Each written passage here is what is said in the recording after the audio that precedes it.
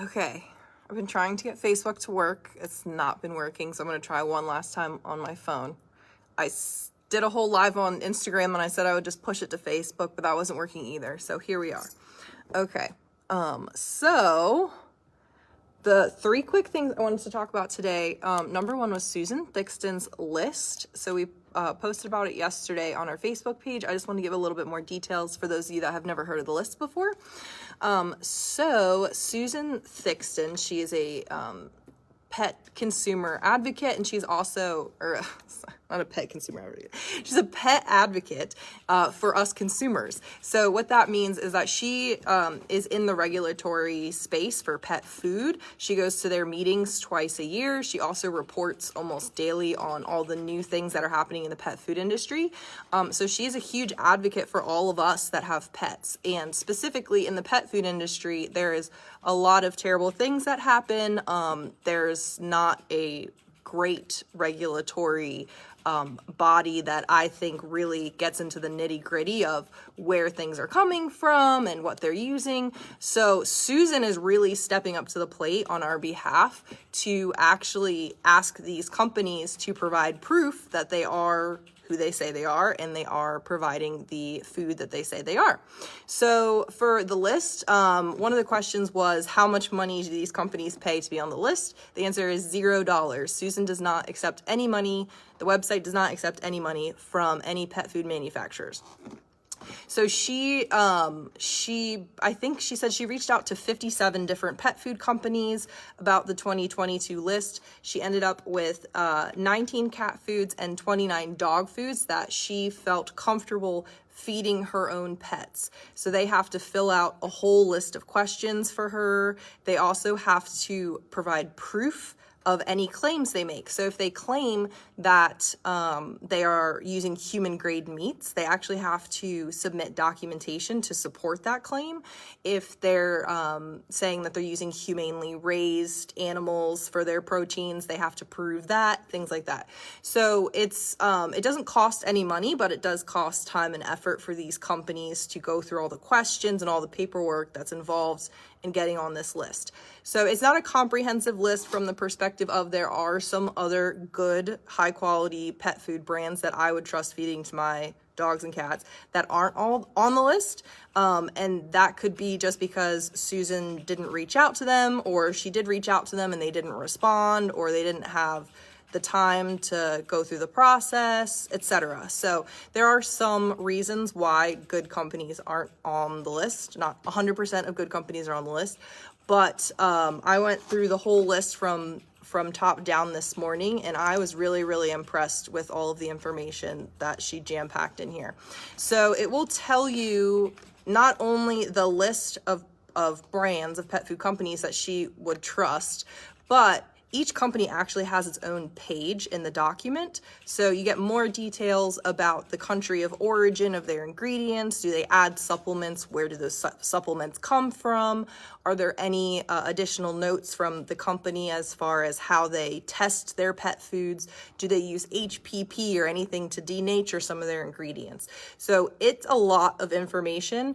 And for me, I feel much better after reading this list and knowing that some pet foods that are on here that I feed my own pets are exactly as they say they are, which is amazing.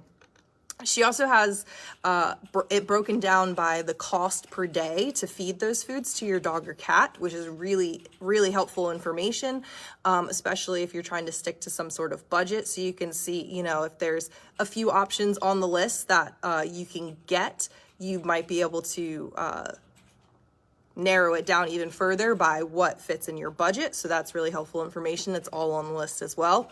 And she also has a table on the list that goes through all the different brands, and it talks about whether they use human grade food ingredients, if they use human food manufacturing, if they use human grade supplements, are the animals used for the proteins, are they humanely raised, the type of food it is.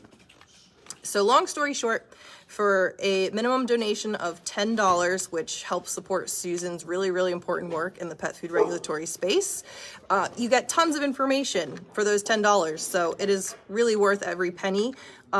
Please do not share the list if you have it with anyone else. This is how Susan is basically supported, and she is on call 24/7 pretty much about the pet food industry. So she has been a huge advocate for us, and she's constantly pushing out lists of recalls and news in the pet food industry, and she will call companies out if they're not doing what they say they're doing. So I really appreciate Susan's work, and it is worth every single penny.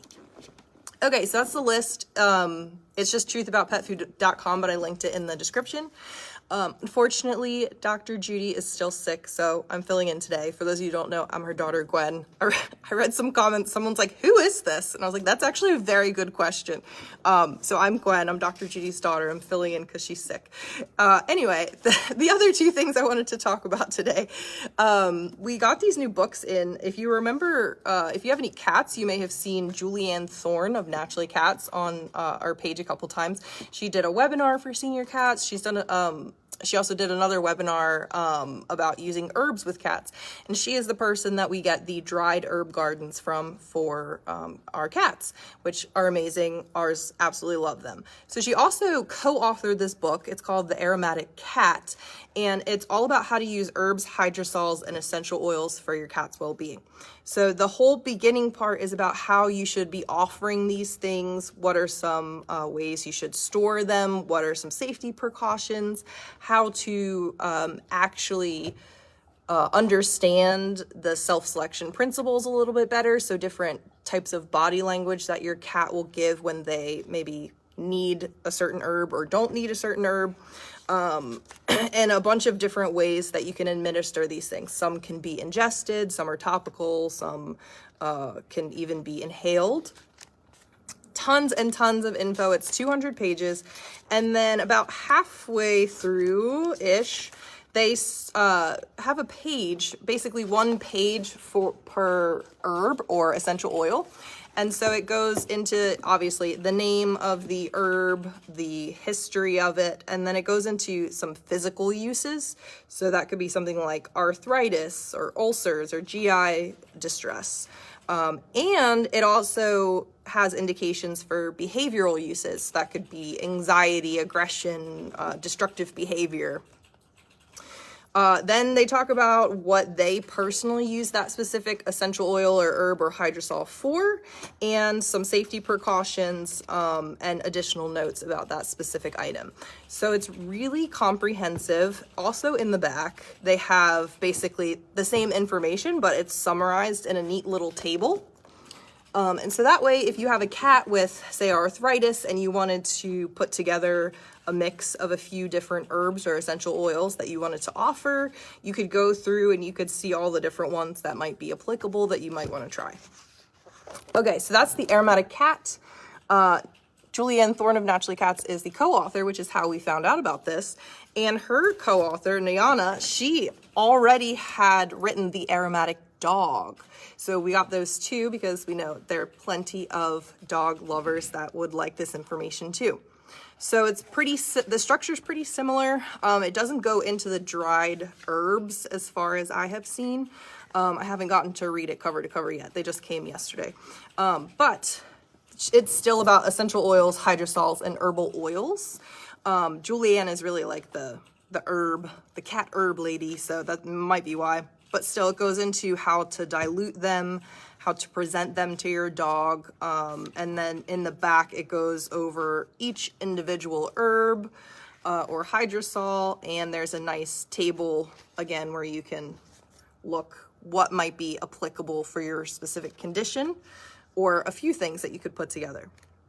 So I think these books, they're probably not for everyone. If you are like me and you just like to find a trusted source like Animalio, Dr. Melissa Shelton, where she's the expert in essential oils and she puts them in a nice little blend and you just have to buy the blend. That's what I do for my individual animals. But after seeing our cats' reactions to the dried herb gardens, I became a lot more interested in actually the individual herbs because my cats were self-selecting very specific herbs and they were interacting with them in different ways. So one herb my younger cat was ingesting. He ate the whole pile of that herb, versus there was a second herb that he was rolling on. He was rubbing his face on it, but he wasn't eating it. And then there was 2, I think, on there that he didn't really touch. He just sniffed them, but was more interested in these other 2. So after that, I became really interested because I've always used blends of these things, and I haven't actually given my cats or dogs the opportunity to self-select the individual ingredients. So I became a lot more interested in this, and I'm sure some of you out there might be interested in this. So these 2 books are some nice resources. I posted the link in the description, but I think they're like $17, something like that. And yeah, it's just a nice little compact guide that you can refer to. The information is laid out super easy. And really, it's written very easy to understand. It's not super technical. So, okay. So we talked about the list, the aromatic cat and the aromatic dog. The list is at truthaboutpetfood.com. I'll post the link again. And the 2 books that I talked about are on drjudymorgan.com. Unfortunately, Dr. Judy is sick, but hopefully she's going to rally for tomorrow because we have a webinar at 9 a.m. with Dr. Lori Koger, and she will be talking about the MDR1 mutation, which is typically seen in herding dog breeds. So Shelties, Collies, even mixed breeds it's been seen in. So if you have a herding dog or a mixed breed dog that might have some herding dog in it, I strongly recommend signing up for that webinar because you will get a free copy of the recording even if you can't be there. And that is tomorrow morning at 9 a.m. Eastern with Dr. Lori Koger. And hopefully Dr. Judy. Okay.